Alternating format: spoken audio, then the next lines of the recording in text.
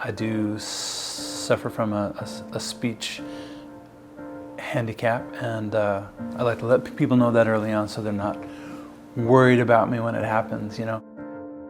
I would say that that's the pain of it, is having something on your heart that you want to say and you can't get it out, you know, which is probably why I became a songwriter.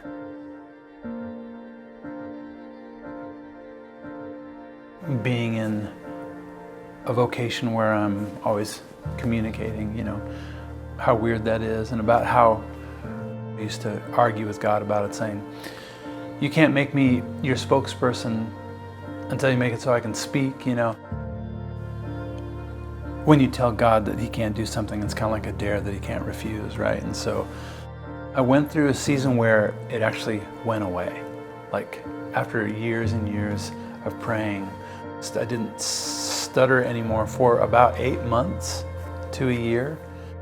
And it wasn't long before I noticed the effect that it had in my concerts. And in the absence of it, I could finally recognize how God had used it to kind of create a safe environment for all of us to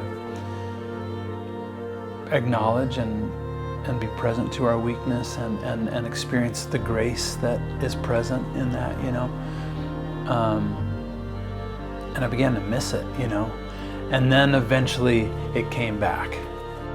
And when it came back, I was grateful for it. I was like, oh, thank God. My speech handicap is back, you know. It lies dormant in you and waits for a trigger, as far as I understand it. And mine was activated when my dad left when I was a little boy, almost 6 years old. My speech handicap is the least of my weaknesses, but it's a very palatable weakness for my audience. Like, it doesn't scare them away, right? I do think we live in a culture that, you know, part of the ethos is survival of the fittest. Social media tempts us even more to bring a curated version of our existence to the public, where it's the highlight reel, you know. But in the kingdom of God, our weakness becomes the doorway through which God enters our life.